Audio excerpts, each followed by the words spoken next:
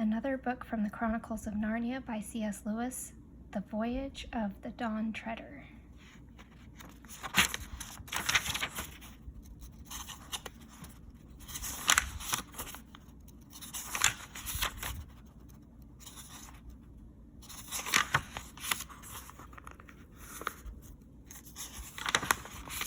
The picture in the bedroom. There was a boy called Eustace Clarence Scrubb, and he almost deserved it. His parents called him Eustace Clarence, and masters called him Scrubb. I can't tell you how his friends spoke to him, for he had none. He didn't call his father and mother, but Harold and Alberta. They were very up-to-date and advanced people. They were vegetarians, non-smokers, and teetotalers. In their house there was very little furniture and very few clothes on beds, and the windows were always open. Eustace Clarence liked animals, especially beetles if they were dead and pinned on a card. He liked books if they were books of information and had pictures of grain elevators or of fat foreign children doing exercises in model schools. Eustace Clarence disliked his cousins, the four Pevenseys, Peter, Susan, Edmund, and Lucy. But he was quite glad when he heard that Edmund and Lucy were coming to stay, for deep down inside him he liked bossing and bullying, and though he was a puny little person who couldn't have stood up even to Lucy, let alone Edmund, in a fight, he knew that there are dozens of ways to give people a bad time if you are in your own home and they are only visitors. Edmund and Lucy did not at all want to come and stay with Uncle Harold and Aunt Alberta, but it really couldn't be helped. Father had got a job lecturing in America for 16 weeks that summer, and Mother was to go with him because she hadn't had a real holiday for 10 years. Peter was working very hard for an exam, and he was to spend the holidays being coached by old Professor Kirk, in whose house these four children had had wonderful adventures long ago in the war years. If he had still been at that house, he would have had them all stay. But he had somehow become poor since the old days and was living in a small cottage with only one bedroom to spare. It would have cost too much money to take the other three all to America, and Susan had gone. Grown-ups thought her the pretty one of the family, and she was no good at schoolwork, though otherwise very old for her age. And Mother said she would get far more out of a trip to America than the youngsters. Edmund and Lucy tried not to grudge Susan her luck, but it was dreadful having to spend the summer holidays at their aunt's. "But it's far worse for me," said Edmund, "because you'll at least have a room of your own, and I shall have to share a bedroom with that record stinker Eustace." The story begins on an afternoon when Edmund and Lucy were stealing a few precious minutes alone together. And of course they were talking about Narnia, which was the name of their own private and secret country. Most of us, I suppose, have a secret country, but for most of us it is only an imaginary country. Edmund and Lucy were luckier than other people in that respect. Their secret country was real. They had already visited it twice, not in a game or a dream, but in reality. They had got there, of course, by magic.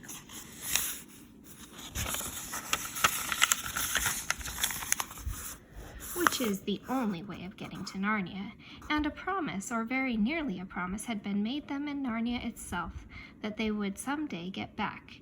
You may imagine that they talked about it a good deal when they got the chance.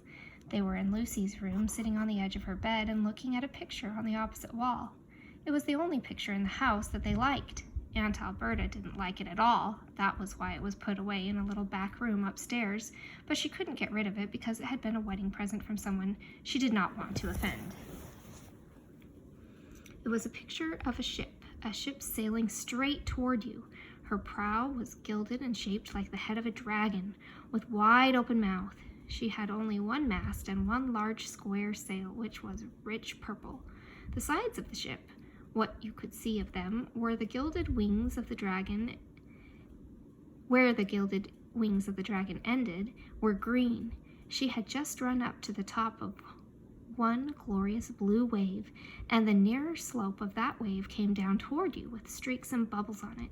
She was obviously running fast before a gay wind, listing over a little on her port side, By the way, if you are going to read this story at all, and if you don't know already, you had better get it into your head that the left of a ship, when you are looking ahead, is port, and the right is starboard.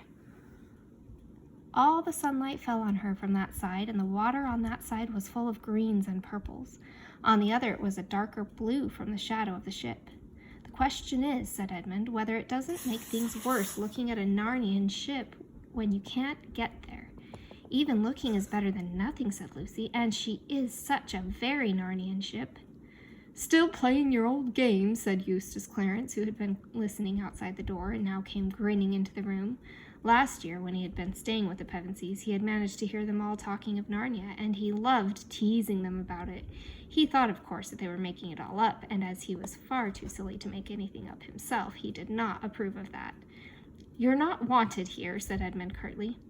I'm trying to think of a limerick, said Eustace, something like this. Some kids who played games about Narnia got gradually balmier and balmier. Well, Narnia and balmier don't rhyme to begin with, said Lucy. It's an assonance, said Eustace. Don't ask him what that thing is, said Edmund. He's only longing to be asked. Say nothing, and perhaps he'll go away. Most boys, on meeting a reception like this, would either have cleared out or flared up. Eustace did neither. He just hung about grinning and presently began talking again. Do you like that picture? He asked. For heaven's sake, don't let him get started about art and all that, said Edmund hurriedly. But Lucy, who was very truthful, had already said, Yes, I do. I like it very much. It's a rotten picture, said Eustace. You won't see it if you step outside, said Edmund. Why do you like it? Said Eustace to Lucy.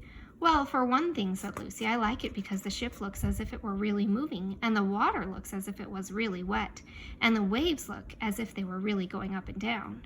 Of course, Eustace knew lots of answers to this, but he didn't say anything. The reason was that at that very moment he looked at the waves and saw that they did look very much indeed as if they were going up and down. He had only once been in a ship, and then only as far as the Isle of Wight, and had been horribly seasick. The look of the waves in the picture made him feel sick again. He turned rather green and tried another look. And then all three children were staring with open mouths. What they were seeing may be hard to believe when you read it in print, but it was almost as hard to believe when you saw it happening. The things in the picture were moving. It didn't look at all like a cinema either. A cinema is the movies, like the movie theater. The colors were too real and clean and out of doors for that. Down went the prow of the ship into the wave, and up went a great shock of spray, and then up went the wave behind her, and her stern and her deck became visible for the first time, and then disappeared as the next wave came to meet her, and her bows went up again. At the same moment, an exercise book, which had been lying beside Edmund on the bed, flapped, rose and sailed through the air to the wall behind him, and Lucy felt all her hair whipping around her face as it does on a windy day. And this was a windy day, but the wind was blowing out of the picture toward them.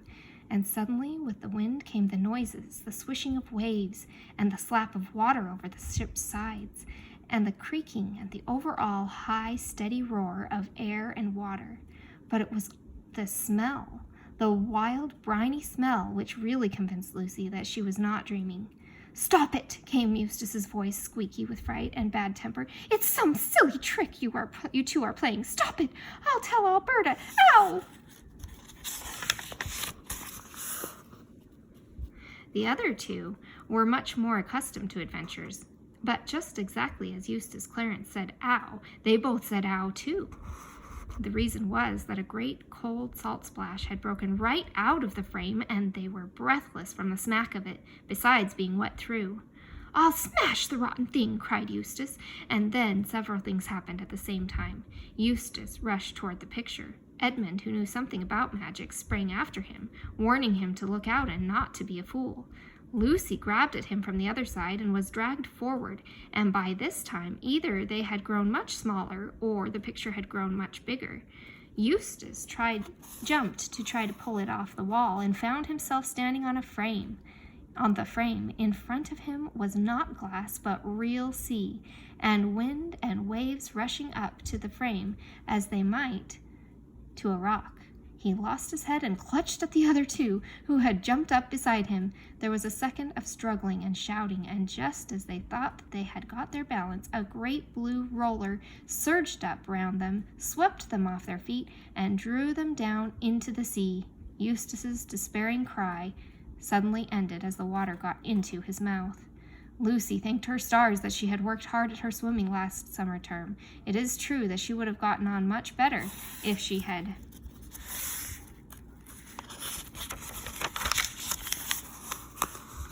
used a slower stroke, and also that the water felt a great deal colder than it had looked while it was only a picture.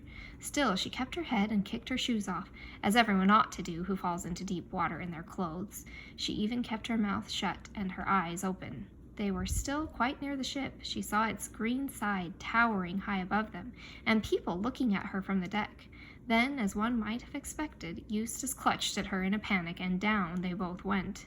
When they came up again, she saw a white figure diving off the ship's side.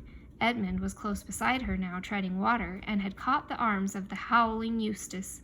Then someone else, whose face was vaguely familiar, slipped an arm under her from the other side.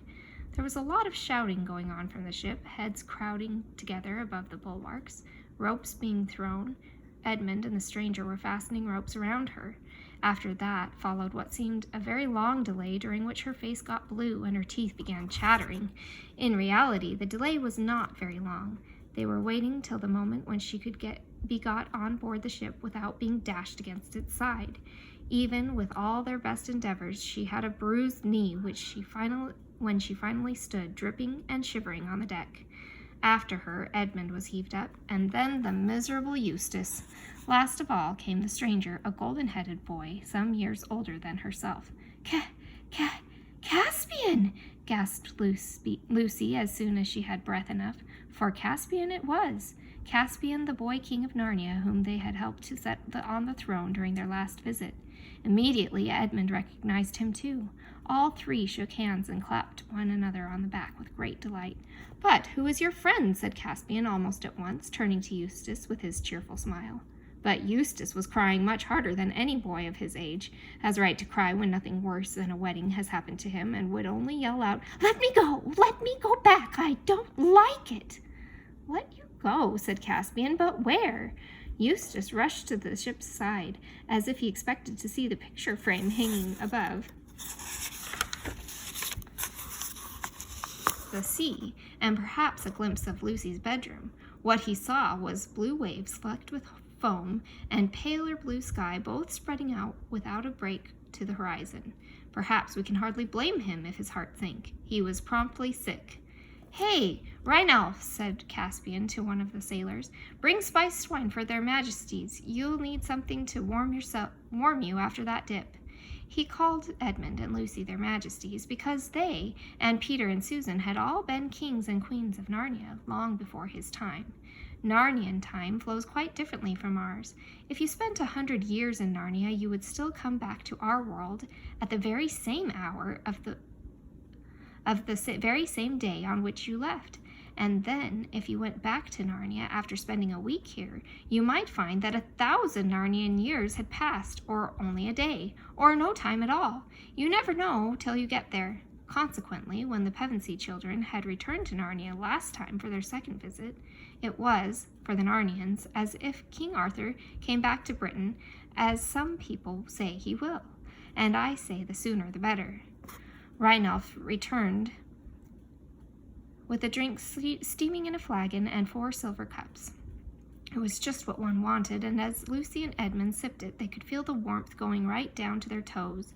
But Eustace made faces and spluttered and spat it out and was sick again and began to cry again, and asked if they hadn't any Plumptree vitaminized nerve food, and could it be made with distilled water, and anyway he insisted on being put ashore at the next station. "This is a merry shipmate you've brought us, brother," whispered Caspian to Edmund with a chuckle, but before he could say anything more, Eustace burst out again. "Oh, what on earth's that? Take it away, the horrid thing!" He really had some excuse this time for feeling a little surprised. Something very curious indeed had come out of the cabin in the poop and was slowly approaching them. You might call it, and indeed it was, a mouse. But then it was a mouse on its hind legs and stood about 2 feet high. A thin band of gold passed round its head, under one ear and over the other, and in this was stuck a long crimson feather. As the mouse's fur was very dark, almost black, the effect was bold and striking. Its left paw rested on the hilt of a sword, very nearly as long as its tail. Its balance, as it paced gravely along the swaying deck, was perfect, and its manners courtly. Lucy and Edmund recognized it at once. Reepicheep, the most valiant of all the talking beasts of Narnia, and the chief mouse. It had won undying glory in the second battle of Baruna. Lucy longed, as she had always done, to take Reepicheep up in her arms and cuddle him. But this, as she well knew, was a pleasure she could never have. It would have offended him deeply. Instead, she went down on one knee and talked to him. Reepicheep put forward his left leg, drew back his right, bowed, kissed her hand, straightened himself, twirled his whiskers, and said in his shrill, piping voice, "My humble duty to your majesty, and to King Edmund too." Here he bowed again. "Nothing except your majesty's presence was lacking to this glorious adventure." "Ugh, take it away," wailed Eustace. "I hate mice, and I never could bear performing animals. They're silly and vulgar and sentimental." "Am I to understand," said Reepicheep to Lucy after a long stare at Eustace, "that this singularly discourteous person is under your majesty's protection? Because if not—" At this moment, Lucy and Edmund both sneezed. "What a fool I am to keep you all standing here in your wet things," said Caspian. "Come on below and get changed. I'll give you my cabin, of course, Lucy, but I'm afraid we have no women's clothes on board. You'll have to make do with some of mine. Lead the way, Reepicheep, like a good fellow." "To the convenience of a lady," said Reepicheep, "even a question of honor must give way, at least for the moment," and here he looked very hard at Eustace. But Caspian hustled them on, and in a few minutes Lucy found herself passing through the door into the stern cabin. She fell in love with it at once, the 3 square windows that looked out on the blue swirling water astern, the low cushioned benches round 3 sides of the table, the swinging silver lamp overhead. Dwarf's work, she knew it at once by its exquisite delicacy, and the flat gold image of Aslan the lion on the forward wall above the door. All this she took in a flash, for Caspian immediately opened a door on the starboard side and said, "This'll be your room, Lucy. I'll just get some dry things for myself." He was rummaging in one of the lockers while he spoke. "And then leave you to change. If you'll fling your wet things outside the door, I'll get them taken to the galley to be dried." Lucy found herself as much at home as if she had been in Caspian's cabin for weeks, and the motion of the ship did not worry her, for in the old days when she had been a queen in Narnia, she had done a good deal of voyaging. The cabin was very tiny, but bright with painted panels, all birds and beasts and crimson dragons and vines, and spotlessly clean. Caspian's clothes were too big for her, but she could manage. His shoes, sandals, and sea boots were hopelessly big, but she did not mind going barefoot on board ship. When she had finished dressing, she looked out of her window at the water rushing past and took a long, deep breath. She felt quite sure they were in for a lovely time.